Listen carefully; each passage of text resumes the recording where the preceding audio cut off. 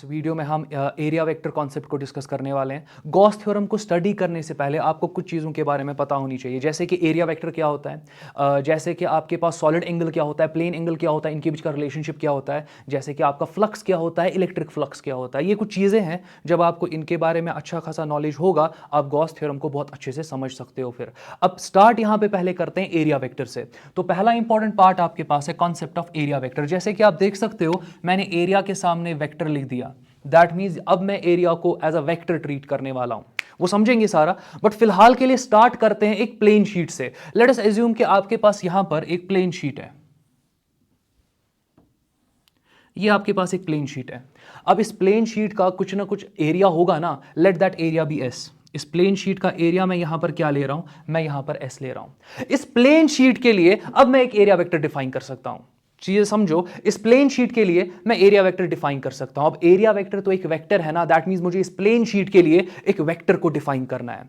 अब वेक्टर कैसे आप डिफाइन करोगे, मैं एक वेक्टर लूंगा, वो वेक्टर मैं यहां पर इस शीट पे नॉर्मल ड्रॉ करूंगा। देख लो, मैंने एक वेक्टर लिया और ये वेक्टर मैंने यहां पर इस शीट पर नॉर्मल ड्रॉ कर दिया।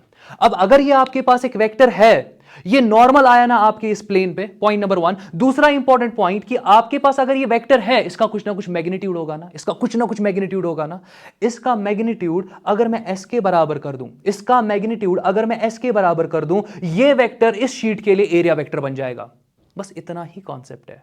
दैट मींस ये आपका एरिया वेक्टर इस शीट के लिए तब कहलाएगा जब ये वेक्टर इस शीट पे नॉर्मल होगा, जब एग्जैक्टली इस वेक्टर का मैग्नीट्यूड जो है वो इस शीट के एरिया के बराबर होगा। दैट मींस अब समझो, यहां पर मैं बोल सकता हूं कि ये आपका एस वेक्टर है। नाउ देयर इज डिफरेंस, एक हो गया शीट का एरिया, एक हो गया शीट का क्या एरिया है, दूसरा हो गया एरिया वेक्टर का मैग्नीट्यूड क्या है। जो शीट का एरिया है वो तो एस है, और जो आपके पास यहां पर एरिया वेक्टर का मैग्नीट्यूड है वो भी तो एस है ना। तो ये चीज आपको दिमाग में रखनी है, क्योंकि जब आप गॉस थ्योरम में फ्लक्स पढ़ते हो, फ्लक्स में आप देखते हो वहां पे आपका डेफिनेशन में electric field multiplied by area आ जाता है। तो वहां पर यूजुअली स्टूडेंट्स क्या समझते हैं कि वो एरिया आपके प्लेन शीट का है। वो भी सही है, मगर ज्यादा एक्यूरेट फॉर्म में अगर मैं बताऊं, वहां पर आपका जो एरिया होगा ना, वो एरिया एग्जैक्टली जो वहां पर फॉर एग्जांपल एरिया होगा, वो एक्चुअल में शीट का एरिया नहीं होगा, वो एरिया वेक्टर का मैग्नीट्यूड होगा। तो वहां जब मैं एरिया का मतलब उस मैथमेटिकल डेफिनेशन में जब मैं एरिया लिखूंगा, वो एरिया वहां पे एग्जैक्टली एरिया वेक्टर का मैग्नीट्यूड होगा। आगे देखेंगे, तो होपफुली अभी तक कहीं पे डाउट नहीं है। अब दूसरा पॉइंट, वेक्टर को मैं जब बात कर रहा हूं, जब आप वेक्टर की बात करते हो ना, तो वेक्टर में आप देखते हो कि वेक्टर अलजेब्रा फॉलो होता है। दूसरा इंपॉर्टेंट पॉइंट, अगर आपको फॉर एग्जांपल कोई भी दो एरिया दिए जाए, फिर आपको बोला जाए कि ऐड करो, आप यूजुअली स्केलर एडिशन वहां पे करते हो। तो फिर एरिया क्यों है as a vector quantity, area को क्यों ट्रीट करते हो आप एज अ वेक्टर क्वांटिटी? तो इसका आंसर बहुत सिंपल है। कभी कभी आपके एरिया का जो ओरिएंटेशन है ना, वो ज्यादा इंपॉर्टेंट बन जाता है, ज्यादा सिग्निफिकेंट बन जाता है इन कंपैरिजन टू एरिया के मैग्नीट्यूड के। मैं दिखाता हूं कैसे। लेट अस एज्यूम कि मेरे पास यहां पर एक प्लेन शीट है, तो बराबर ऐसा ही प्लेन शीट है। अच्छा, इस प्लेन शीट पे मैं डाल सकता हूं ना एरिया वेक्टर, कैसे डाल सकता हूं? मैं रिपीट कर रहा हूं, इस प्लेन शीट का एरिया वेक्टर ड्रॉ करना है, तो मैं एक वेक्टर लूंगा, इस वेक्टर का मैग्नीट्यूड इस शीट के एरिया के बराबर होगा, पॉइंट नंबर 1। दूसरा इंपॉर्टेंट पॉइंट कि आपके पास वेक्टर है, मैं इस वेक्टर को एग्जैक्टली इस एरिया के नॉर्मल रख दूंगा। दैट मींस अब मैं बोल सकता हूं कि ये वेक्टर जो है, क्योंकि ये नॉर्मल है इस शीट के, ये वेक्टर जो है इसका मैग्नीट्यूड इस शीट के एरिया के बराबर है, तो ये वेक्टर जो है ये एरिया वेक्टर है आपके इस प्लेन के। तो अभी तक डाउट नहीं होना चाहिए।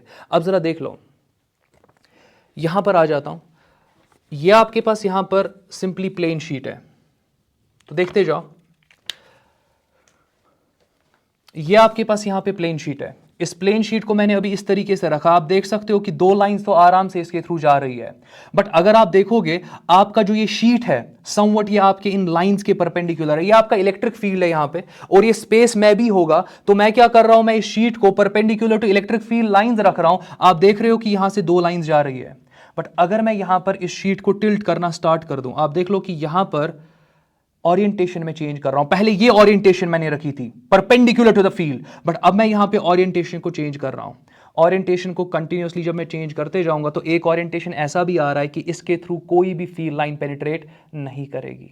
दैट मींस यहां पर आपके पास तो एरिया था, बट एरिया के साथ साथ अब इसका ओरिएंटेशन इंपॉर्टेंट बन गया। मैं इस पेपर को या इस शीट को इस तरीके से रख रहा हूं, तो फील्ड लाइंस आपकी ज्यादा इसके थ्रू जा रही है। या अगर मैं इसी शीट को ऐसे कर दूं, कोई भी फील्ड लाइंस के थ्रू नहीं जाएगी। तो दैट मीन्स आप एरिया को क्यों ट्रीट करते हो as a vector quantity, because कभी कभी आपका जो एरिया है उसका मैग्नीट्यूड उतना सिग्निफिकेंट नहीं रहता जितना कि उसका ओरिएंटेशन, और जब भी एरिया का ओरिएंटेशन इंपॉर्टेंट बनेगा ना, आप ट्रीट कर सकते हो एरिया को एज अ वेक्टर क्वांटिटी।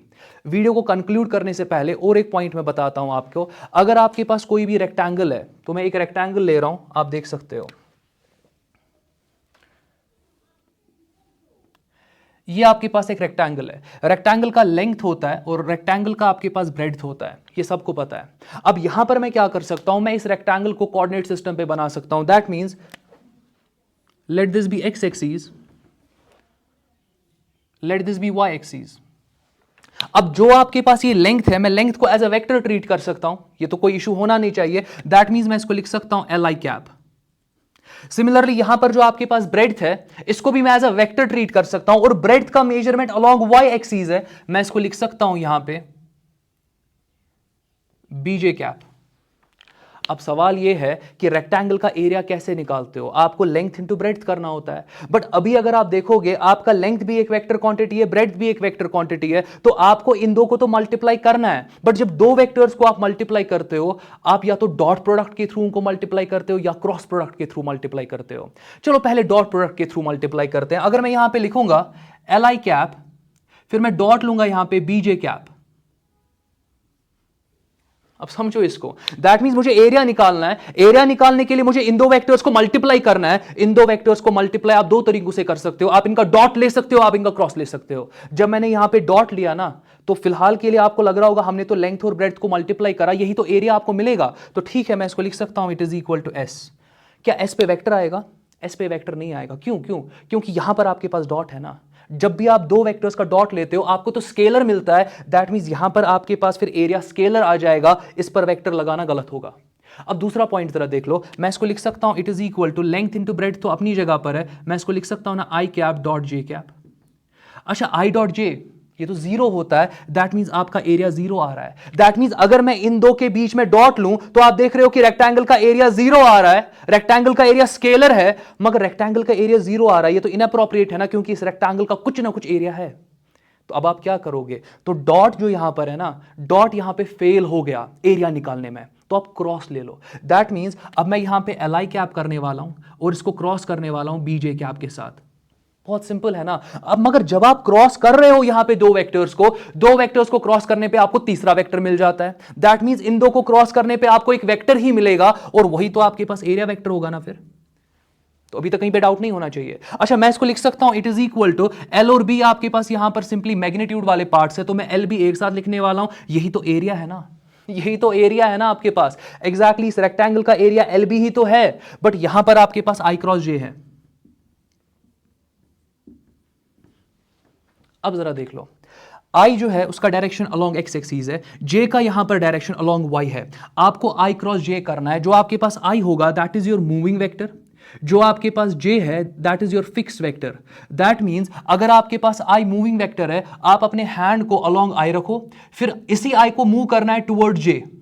तो मैंने आई की तरफ अपनी फिंगर्स को रखा और टुवर्ड्स जे में जाने वाला हूं थ्रू स्मॉलर एंगल। आप देख रहे हो थंब बाहर की तरफ आ रहा है, और बाहर की तरफ आपका के कैप आ जाएगा, क्योंकि बाहर की तरफ जेड एक्सिस होगा। मैं इसको लिख सकता हूं it is equal to L B K cap. मगर एक चीज और देख लो ना, के कैप जो आपके पास है यहां पे, जो जेड एक्सिस आपके पास है, वो तो आपके बोर्ड के नॉर्मल है, परपेंडिकुलर है। दैट मींस के कैप आपका नॉर्मल है आपके प्लेन के। ये समझो, अब लास्ट पार्ट है। दैट मींस आपका जो के कैप है ये एग्जैक्टली नॉर्मल आ रहा है ना आपके यहां पर प्लेन के। अगर ये नॉर्मल आ रहा है प्लेन के, दैट मींस जो आपका पूरा एरिया वेक्टर है ये नॉर्मल है आपके प्लेन के। आपका जो एरिया वेक्टर है ये नॉर्मल है आपके इस रेक्टेंगुलर एरिया पे। और वैसे ही तो हमने डिफाइन किया था ना कि आपका एरिया वेक्टर आपके शीट के नॉर्मल होता है। यहां पर भी आपका एरिया वेक्टर यहां पर के कैप के फॉर्म में आपको डायरेक्शन मिल रही है, तो आपका एरिया वेक्टर यहां पर normal to this plane surface आ रहा है। तो यहां पर ये डेफिनेशन जो है और ये जो डेफिनेशन है ये मिल रहे हैं, ये कोइंसाइड कर रहे हैं। तो यही तरीका है एरिया वेक्टर को डिफाइन करने का। तो आप बोल सकते हो कि जो आपके पास यहां पर एस वेक्टर है it is equal to length into breadth आपके शीट का एरिया होगा। के कैप की जगह अब मैं नॉर्मल कैप लिखने वाला हूं। क्यों? क्योंकि आपके पास एरिया वेक्टर हमेशा normal to the plane of paper होगा, normal to the plane of sheet होगा जिस पर आप एरिया वेक्टर ड्रॉ कर रहे हो। तो होपफुली कहीं पे डाउट नहीं होगा। तो आप यहां पर इस तरीके से एरिया वेक्टर को डिफाइन कर सकते हो। दस आप बोल सकते हो ना कि area is a vector quantity, it can not be a scalar quantity. तो ये पूरा क्लियर हो जाएगा। तो होपफुली आपको थोड़ा आइडिया मिल गया होगा कि एरिया क्यों है वेक्टर क्वांटिटी। नेक्स्ट वीडियो में मिलते हैं और नेक्स्ट वीडियो में फ्लक्स को डिस्कस करते हैं।